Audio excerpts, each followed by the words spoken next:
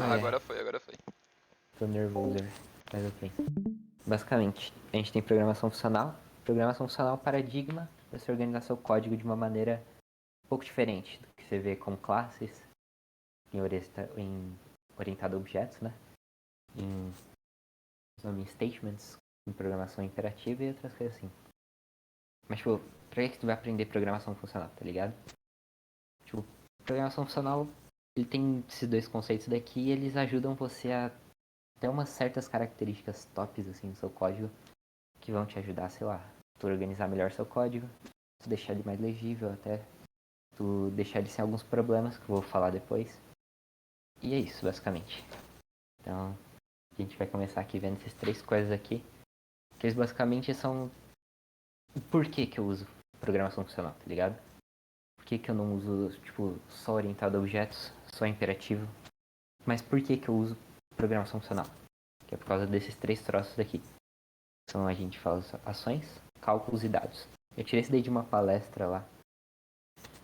Mas basicamente, tipo, ações, elas são tudo que tem efeitos colaterais. Pensa assim, tem uma função e essa função, ou sei lá, uma classe, ela tem um método ou uma função que, sei lá, você vai calcular um preço e vai mandar esse preço por e-mail para uma pessoa, tá ligado? Imagina, quando você manda o e-mail, esse e-mail ele é um efeito colateral porque ele tá modificando o mundo real, tá ligado? A gente não tá dentro do programa modificando o programa, a gente tá modificando o mundo real. E isso tem uns problemas, por exemplo, se você rodar essa ação duas vezes, você vai mandar dois e-mails. Ok.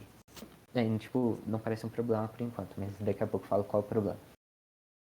Quando a gente tem cálculos é uma coisa diferente, tá ligado? Por exemplo, em vez de você calcular o preço e mandar o e-mail na mesma função, você vai calcular numa e na outra você vai mandar esse e-mail. Tipo, a diferença é só separar o efeito colateral, que seria mandar o e-mail, da função pura, que seria calcular o preço. Por quê? Porque uma função pura, um cálculo, ele sempre tem o mesmo resultado. Então, se você botar lá um preço, tipo, eu quero que calcule o preço a partir de, sei lá, de um produto.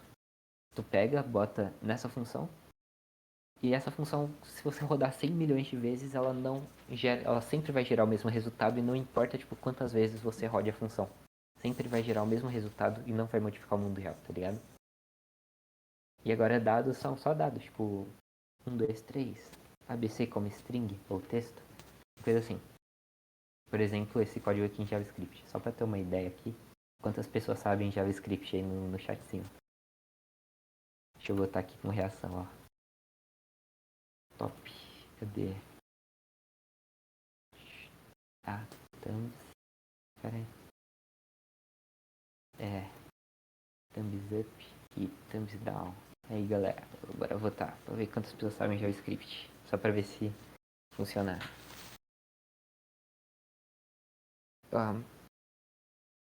Deixa eu ver, quem não sabe JavaScript? O Enzo, sabe programar em quais linguagens aí? Ou qual linguagem? Só pra ter uma noção se tu consegue acompanhar. Python, certo. Tu consegue ler esse código daqui? Entender alguma coisa dele?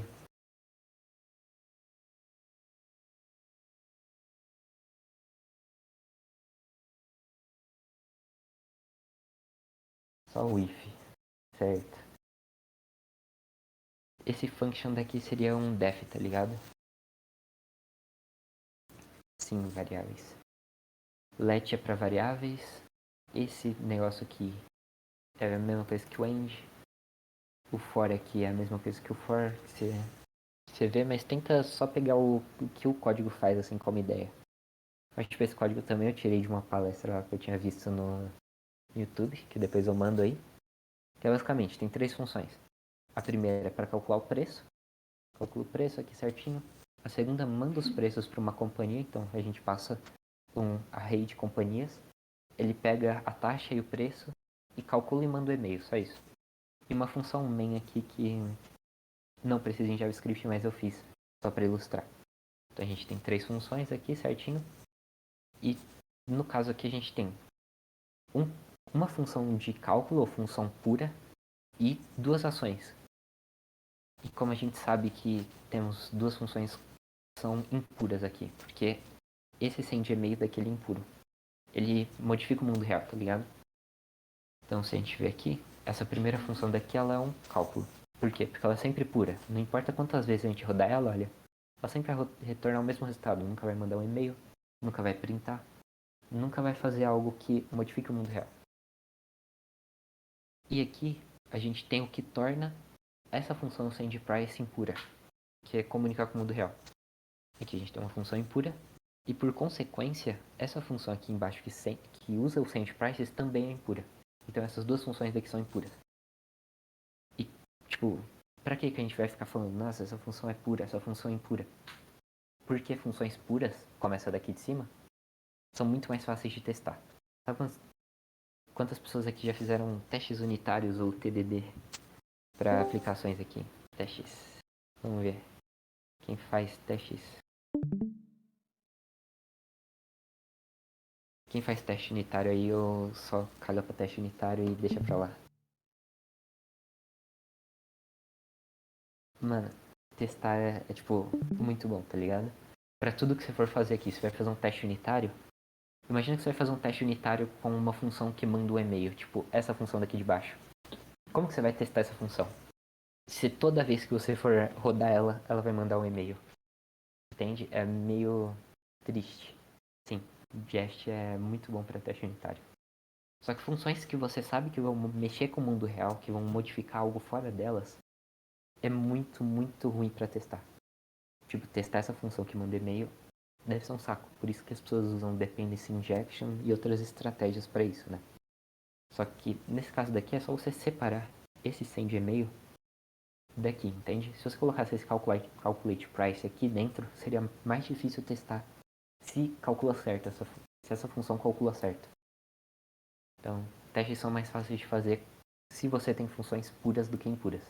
Só lembrando, essa função daí é pura porque ela não mexe no mundo real, e essas funções daqui são impuras. Também é mais seguro. Oi? Ah, teste unitário. Teste unitário é basicamente, tu tem um pedaço de código e tu tem que testar para ver se ele tá correto. Por exemplo, você fez um bot de Discord e você quer testar se seu comando de transformar letras minúsculas em maiúsculas funciona, certo?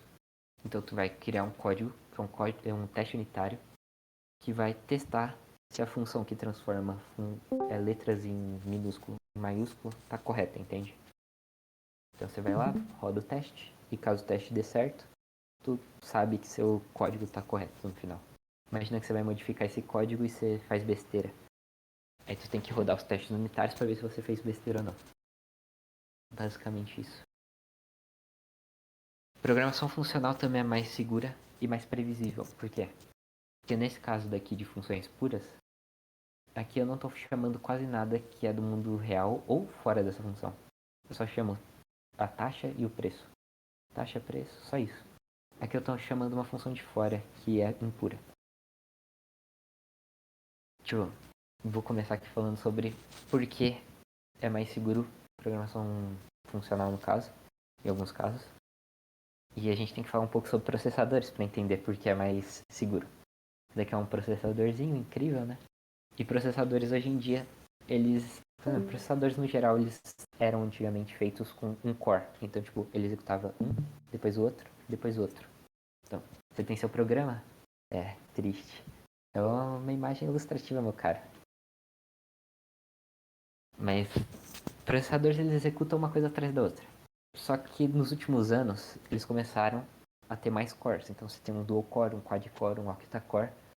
E todos esses cores, eles podem rodar coisas ao mesmo tempo. Se você tem um quad core, ele pode rodar 4 coisas ao mesmo tempo.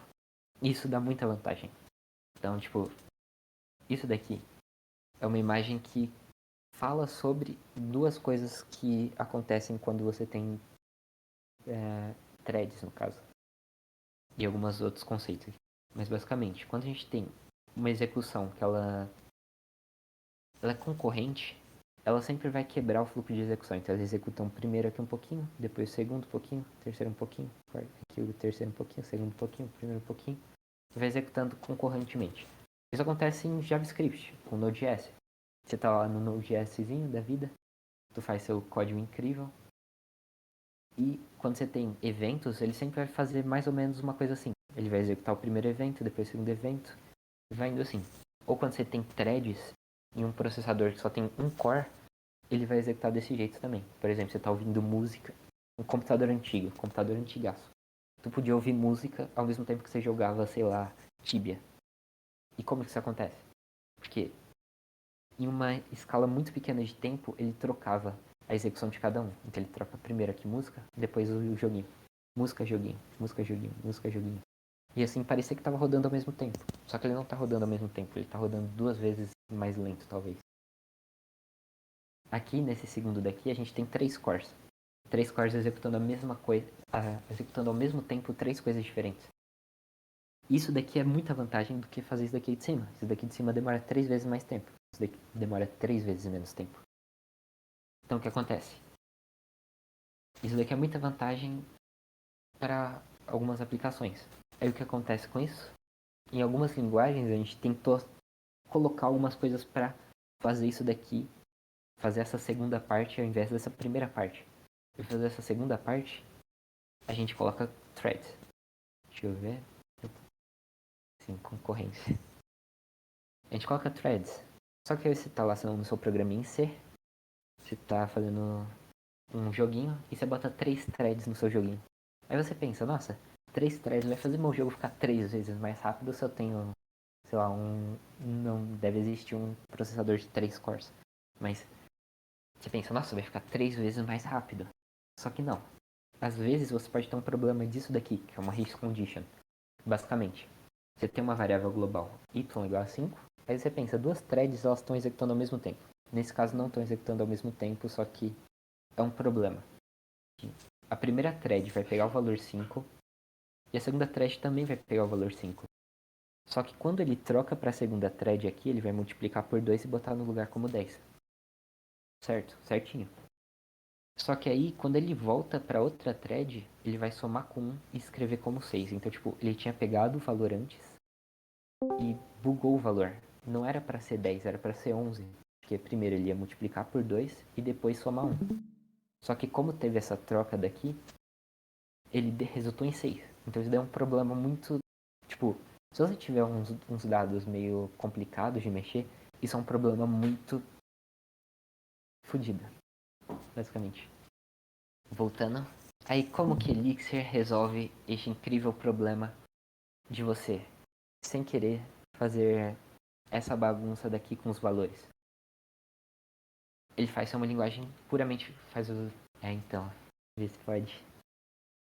Mas ele faz o quê? Ele faz ser funcional. Elixir é uma linguagem funcional. Então, você não pode ter troca de valor. Ele evita fazer isso daqui, fazendo com que você não consiga trocar os valores. Todos os dados são imutáveis, por padrão. Aí a gente tem a diferença disso daqui. Ignora esse x aqui, é versus. É um versus, mas ok. A gente tem esse pedaço de código em JavaScript e esse segundo pedaço de código em JavaScript, que podem significar coisas diferentes, se você ver de ângulos diferentes, e provavelmente significam JavaScript, coisas diferentes. Aqui a gente declara A como 2, e a gente faz com que o valor em A seja igual a igual a mais 1. Ok, então o valor que estava aqui em cima vai ser 3. A gente mudou no mesmo lugar. Aqui embaixo a gente declara A igual a 2, e depois a gente declara A igual a mais 1. Então o valor antigo ele vai ser colocado nesse lugar. Só que o problema é, quer dizer, a vantagem é, no caso, que esse primeiro valor daqui ele não muda. Tipo, ele só some depois. Só que a gente coloca um nome diferente aqui pro negócio. A gente só trocou o nome do valor. Então, tipo, a gente tem esse valor. A gente botou o nome A nesse valor. Só que a gente não tá setando na memória. É meio difícil aqui. Deixa eu ver se tem como representar aqui visualmente. É como se você tivesse o valor. Vou fazer aqui ao vivo. Você tem o valor aqui nessa caixinha. 2. E aqui você tem o valor 2 e o valor 3.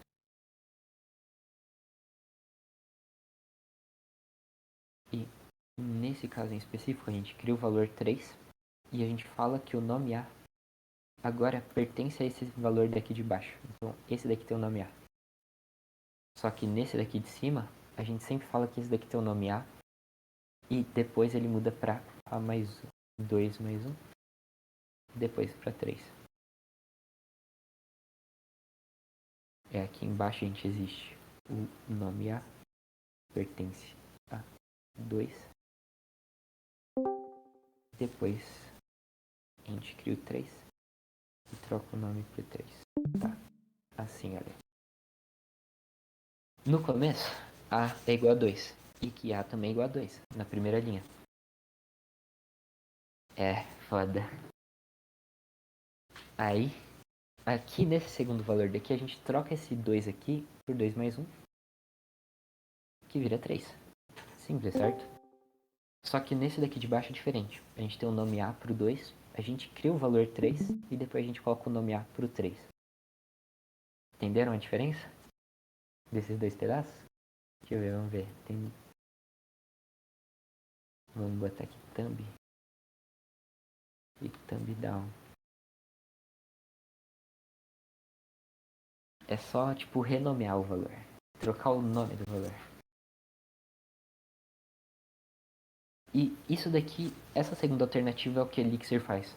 É assim que você fala que um dado está mudando. Você fala, antes o A era 2, agora o A é 3. Você não está trocando o valor no lugar, você está trocando o nome, entende? E é isso que Elixir faz. Então, por padrão, nenhum dado troca. Todos os dados eles são recriados todo o tempo. Golang não faz isso. Por isso que eu botei isso daqui, porque Golang é triste se você mexer com mutexes e algumas outras coisas, porque você tem duas threads e duas threads vão dar esse problema daqui. E no final você vai ter o quê? Esse erro daqui, ó, de data race, que ele vai achar aqui que duas threads ao mesmo tempo tentaram trocar o mesmo valor e isso deu um problema. E ele vai dar esse erro. Aí você vai ter que usar isso daqui, ó. Você vai ter que usar mutexes, hindrance locks, read red locks, semáforos. Vai ter que usar condvars, vai ter que usar um monte de coisa só para sincronizar as threads. Isso daqui não é tão difícil. Isso daqui é de boas. Mutexes, RW locks e semáforos. Só que eles tendem a dar problema no seu código. Então, tipo, programação funcional é mais simples, você consegue ter, tipo, triplo de velocidade. Ou quatro vezes mais velocidade. Se você usar programação funcional. Tipo, não é tudo flores, tá ligado? Tem alguns problemas. E como orientado a objetos tem seus problemas, tipo esse abstract singleton proxy factory bin, programação funcional também tem seus problemas, tipo uma monad é um monoide na categoria dos endofunctor, que é um troço de programação funcional. Então bora pra uma aulinha aqui de... é mais ou menos fácil. Quer dizer, é fácil, só que o problema é que se você travar uma thread por muito tempo, você trava duas threads por muito tempo. Você meio que vai fazer isso daqui, ó. Você vai fazer mais isso daqui de cima do que isso daqui de baixo. E o que você faz? Você tem que pensar quando usa mutexes. Se você não vai transformar isso daqui, que era o seu objetivo, nisso daqui. E qual é a vantagem de ter isso daqui? Quase nenhuma. Dependendo do seu... se você quer velocidade. Então, ó, bora pra uma aulinha de lambda cálculos. Vocês sabem o que é lambda cálculos? É só para... é a linguagem mais simples de todas, tipo... ela surgiu lá pra 1940. E ela é muito simples, tá ligado? E quem criou o Lambda Calculus foi esse cara daqui, que é o Alonzo Church. Ele fez o Lambda Calculus. Ele também foi orientador do Alan Turing. Alan Turing desse cara daqui, ó. Que é o ateu e homossexual criador do computador. Esse cara daqui. Ele foi orientador de doutorado dele. É o que acontece. Pra surgir o Lambda Calculus teve um processo meio zoado, tá ligado? Tipo, tinha esse cara daqui que se chama David Hilbert, que é um alemão. E ele falou, tipo assim, é nesse século que a gente vai descobrir por que a matemática funciona. Porque, tipo, você faz 1 mais 1 igual a 2 e por que funciona, tá ligado? E o David Hilbert queria descobrir por que funciona. Só que aí ele fez uns troços lá e descobriu esse problema, que é o Entscheidungsproblem. E quem foi resolver esse incrível problema que é o Entscheidungsproblem? Foi esses três caras daqui. Por isso que surgiu a computação. Por causa desse problema, que é o Entscheidungsproblem. É meio zoado, mas tipo, o nome do paper do Turing sobre o computador, sobre a teoria dos computadores, se chama Sobre números computáveis em aplicação ao Entscheidungsproblem. Tipo, só por causa desse cara falando, eu vou resolver a matemática, que computadores surgiram, tá ligado? Só por isso. E esses três caras fizeram um trabalho nisso. Tipo, o Turing fez máquinas de Turing, que são o que chama de computadores. O Alonzo Church fez o Lambda Calculus. E esse cara daqui, ele fez os números pi recursivos. Algo assim. Então, foi isso. Depois de um tempo, esse cara daqui, que é o Kurt Gödel, ele fez uma prova matemática que é impossível descobrir por que a matemática funciona, ou se você descobrir por que a matemática funciona, tá errado. Triste, né? Deixa eu achar o vídeo aqui incrível. Ciência da computação é mó top, cara. Mas deixa eu ver aqui qual era o nome. Era Kurt Gödel para... Esse vídeo daqui é muito legal. É muito bem desenhado.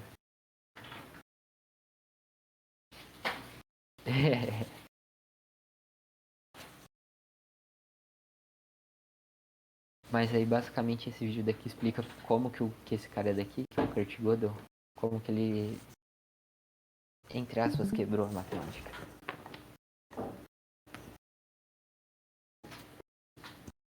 E basicamente, aí esse cara aqui acabou com o sonho desse cara, e esse cara daqui criou o computador. Que é esse paper que ele fez, o Turing. E agora a gente vai falar de x. O que é esse x? No Lambda Calculus, esse x é uma variável. É só isso, tipo. Toda variável em Lambda Calculus tem só uma letra, por enquanto. E a gente vai brincar com essa letra. Tipo, em JavaScript, a gente pode botar um x. A gente faz aqui funções, olha que funções legais. Uma função você bota um lambda, aí você bota o argumento aqui, que é o x. Você bota um pontinho e bota o que retorna. Então em JavaScript seria isso daqui, ó. Uma função simples, né? Bora botar aqui embaixo uma função simples. Cadê? Acho que a gente nem precisa escrever. Que eu vou botar o nome de id. Que é essa incrível função aqui. Certo? É um lambda. Tipo a mesma coisa no lambda no Python. Por isso que se chama lambda. Por causa do lambda calculus. A gente tem aplicações. Aplicação seria a mesma coisa que você fazer isso daqui. Daqui ó, embaixo. Seria... Você pode fazer assim. X. X mais 1. E você coloca 3. Então você está aplicando essa função daqui, que seria recebe x e retorna x mais 1 a 3. Então o resultado disso daí seria 4. A gente pode ver aqui simplesinho, olha. Cadê? Tá no output por isso. Agora eu vou botar aqui node. E a gente bota aqui x mais 1. E isso daqui é uma função. E a gente aplica essa função a 4. Ele retorna 5. Simples para todo mundo, né? Todo mundo ficou simples aqui?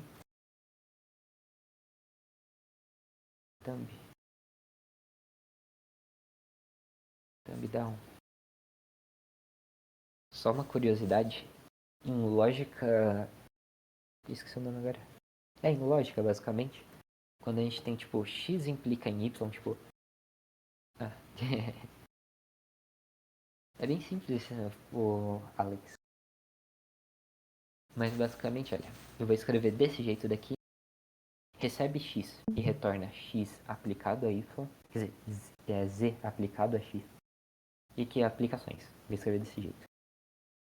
Então, tipo, se eu tenho essa função, lógica da matemática, lógica da programação não existe.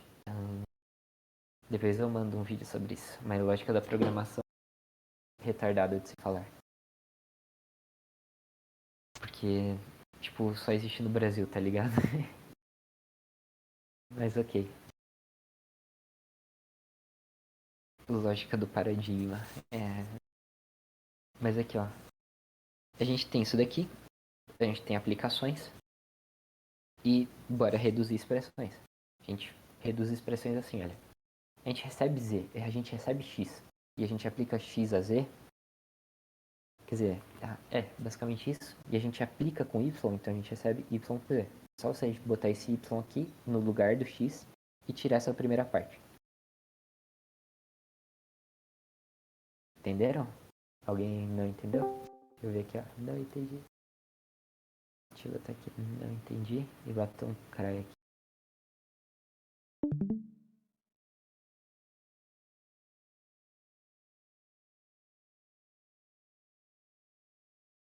Ó, certo. Tá. Tá vendo essa aplicação daqui? Isso daqui é uma aplicação que a gente não tem como reduzir. A gente não tem como aplicar essa função. Por quê? Porque a gente não sabe o que x é. A gente sabe que é uma função x que a gente coloca o argumento y, certo? Sim, basicamente a gente substitui o x no lugar ali. Então aqui a gente tem uma aplicação e aqui dentro a gente também tem outra aplicação, que seria a gente, basicamente a gente tem a função x e aqui o z. Então a gente está tentando fazer xz, só que não dá. É impossível a gente fazer xz aqui. O que a gente faz? Porque x ele não é uma função por enquanto. O que a gente faz? A gente bota aqui. Deixa eu só botar um espaço que fica mais bonitinho aqui. Pronto. Agora fica mais bonitinho. O argumento, a constante, não é constante. É, mais ou menos constante. Pensa em constante. Mas aqui a gente recebe o argumento yx. A gente vai trocar o y no x e vai remover essa primeira parte. Só isso. Então fica yz. Deixa eu trocar aqui. É isso que é lambda cálculo. Só isso. A gente tem expressões assim e vira isso daqui. Tem um vídeo sobre isso aqui no YouTube, ó. JavaScript Lambda Cálculos. Que é um brasileiro explicando aqui, ó. Como você programa em Lambda Cálculos em JavaScript. Depois é legal ver. E tipo, pensa que isso daí dá pra você fazer tudo. Isso daí é basicamente igual a um computador. Eu fiz um troço que transforma expressões lambdas nisso. Ó, vamos ver. Aqui é o meu show lambda. Aqui ó, false. Ele pega várias expressões e faz conta. Você pode fazer conta usando o lambda cálculo. E é tipo, só isso. Só sabendo isso daqui, você consegue fazer conta. Do zero. Tipo, puramente funções. É basicamente isso daí. Traduzindo em JavaScript.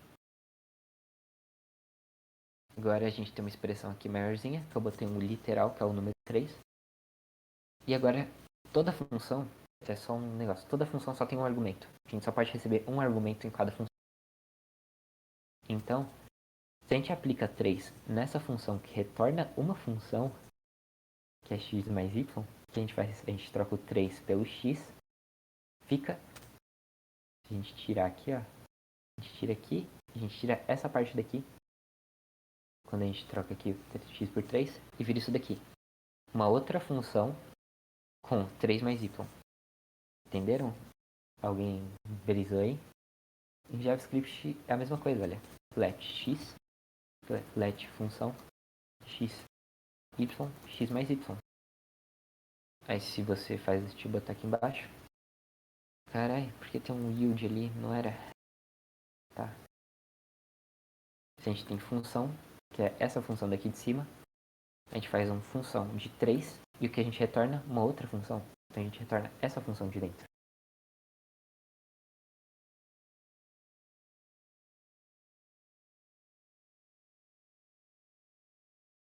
Deixa eu botar aqui. Brisei. Deixa eu botar brisei aqui. Coloca aí quem brisou. Vamos ver quem brisou. Sim, basicamente. Deixa eu botar aqui, ó.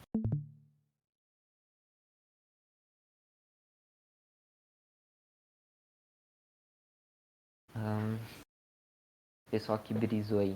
Por que brisou? O que não entendeu? O que você acha que tá zoado?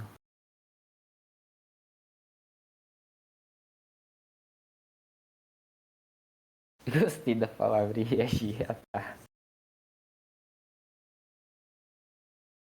Sim, basicamente aí, ó. Função 3, 4. Aí você faz aqui função 3, 4, ele retorna a soma. Tcharam. Sim, basicamente, funções que retornam funções. Ah, deixa eu ver. O Sigma, sabe JavaScript, né? O Lambda Calculus é basicamente... Pensa JavaScript. A gente tem o X, que são variáveis. A gente tem isso daqui, que é a mesma coisa que isso daqui de baixo, ó, tá vendo? Cadê? Deixa eu tirar aquele Z, porque tá zoado. Isso daqui, que é a mesma coisa que JavaScript aqui embaixo. E a gente tem a aplicação de função, que seria isso daqui.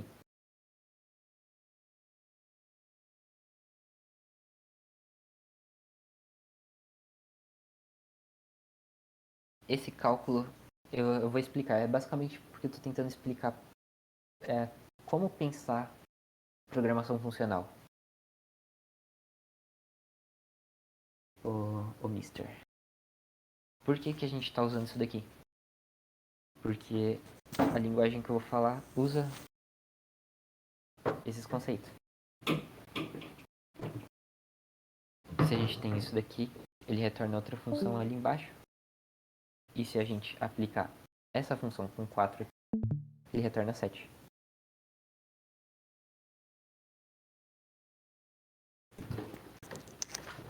Para.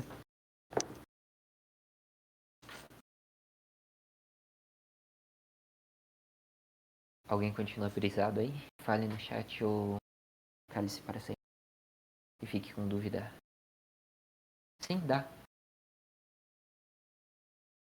Basicamente, é a mesma coisa. Ou várias pessoas. Lambda cálculos.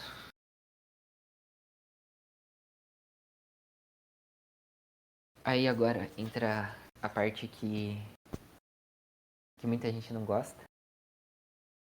Que é basicamente tipos.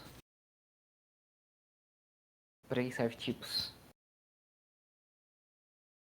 Tipos é pra fazer merda também. Dá pra dar algumas informações sobre o programa e como ele funciona. E algumas outras coisas. Lambda. Opa, cortou? Ok, mas assim. Tipos, o que são tipos? Alguém quer falar aí o que é tipo? Alguém sabe o que é tipo? Tipo? Tipo o quê?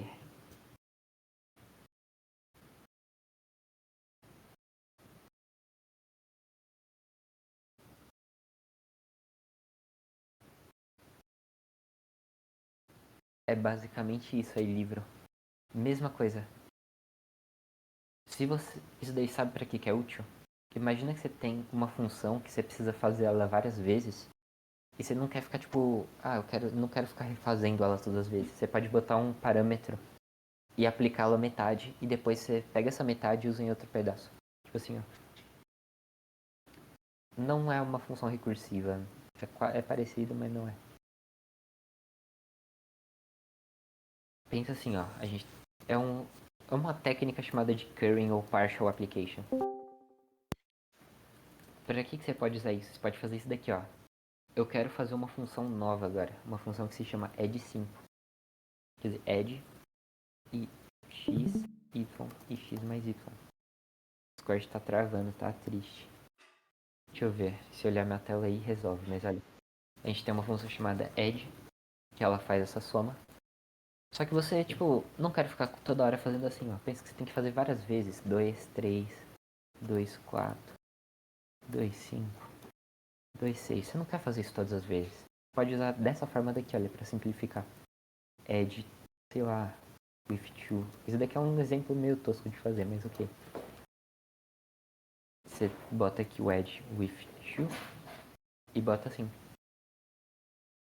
Aí você não precisa ficar repetindo o 2, porque ele retornou uma função onde o 2 está dentro ali. E isso daqui funciona. É meio estranho, mas olha. 5. Aqui se botar 0, 1, 2, 3. Começa do 2 e vai até o 5. Porque esse 2 ficou preso aqui dentro, olha. Ele trocou o x pelo 2. Sim, legal, né? Isso daí é uma closure, depois pega sobre closures. Closures são importantes, se saber.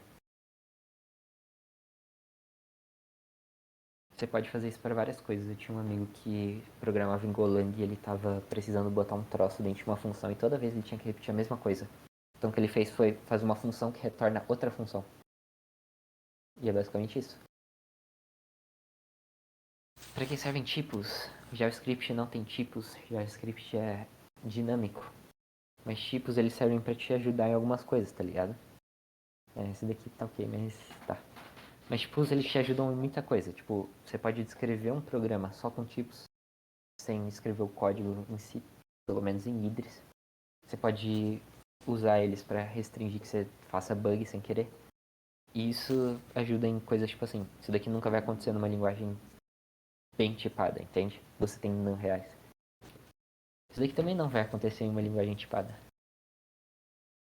E tipo, deixa eu ver, por que eu botei aquele slide depois? Retardo, mas ok. Mas basicamente tipos te ajudam a eliminar esses problemas daqui, tá ligado? Você tem não reais. Object, object. E deixa eu ignorar esse slide por enquanto, acho.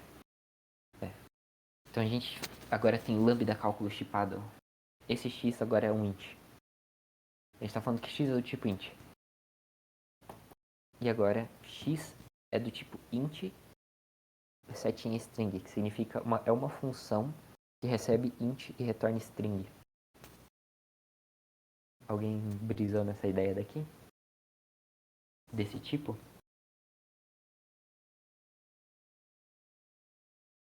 Se alguém quiser desmutar para falar se brisou ou não, seria top. Mas aqui a gente tem xint e x, que é uma função que recebe int e retorna string.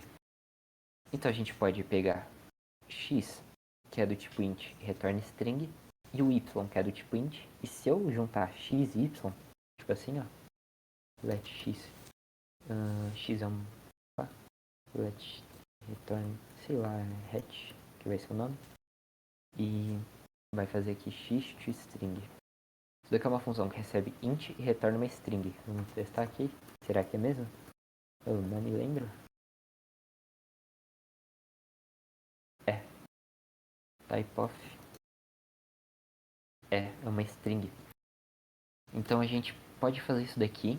E se eu colocar um int aqui, o que ele vai fazer, o tipo dessa expressão vai ser string. Alguém entendeu? Alguém brisou?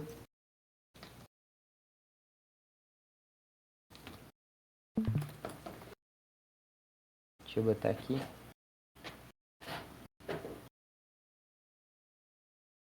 Alguém brisou? Tá tudo ótimo até agora. Found. O que você não entendeu, meu caro? O cara desbrisou rapidamente. Se eu trocar isso daqui, fica a mesma coisa, olha. X com Y. Então se eu tenho X que recebe uma int, retorna uma string, e Y, no final eu tenho uma string.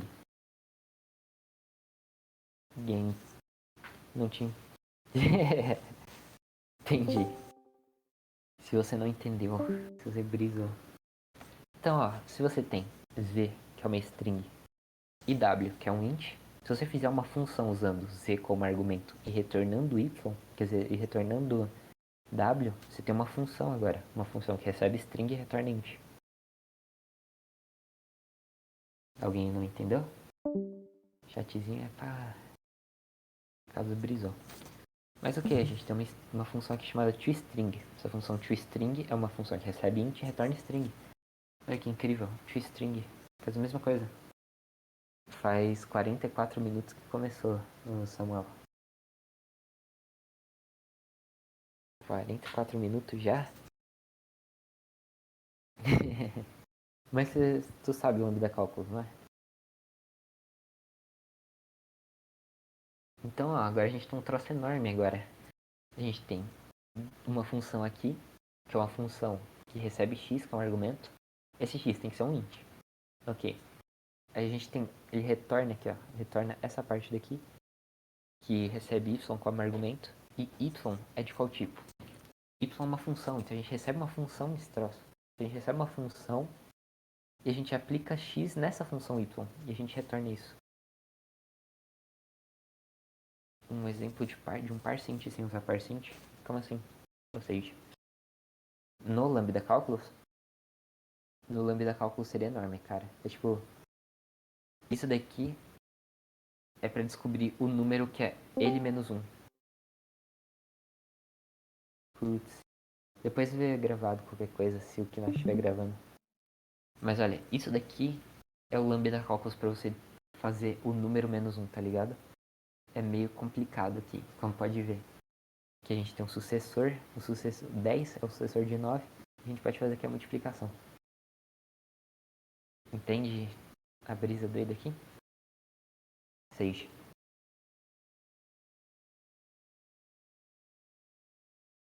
É a minha mini linguagem chamada Lambda Calculus. Quer dizer, não a minha, mas é... Eu implementei o Lambda Calculus. Esse daqui é o Lambda Calculus com nomezinhos, porque fica mais bonito com nomezinhos. E aqui você multiplica 2 vezes 4, que no final dá 8, por causa desse Lambda Calculus. Mas ok. Se a gente continuar aqui, olha, isso daqui fica meio brisado, certo? Tá, mas porque eu ensinei tudo isso daqui? Que é meio útil para algumas coisas do Idris. Porque Idris é uma linguagem baseada em Lambda Calculus. E Lambda Calculus, tipo, tá ficando cada vez mais importante, tá ligado? Por exemplo, você tem Lambda onde? Em Python. Desde quando tem Lambda em Python, tá ligado? Deixa eu ver. O Neil sabe responder desde quando tem Lambda em Python? Desde que ano? Desde... É, tá. Mas, tipo, em Java é desde do Java 5, se eu não me engano. E, tipo, Haskell é uma linguagem de 1980. E Lisp é uma linguagem de 1950. Por que não tem antes, tá ligado? Porque é só depois disso que botam isso. Só porque... Porque só hoje que tem, tipo, as pessoas falando de dependência injection. Injeção de dependências. Por quê? Porque a gente está tendo problemas com programação imperativa e programação orientada a objetos que programação funcional resolve.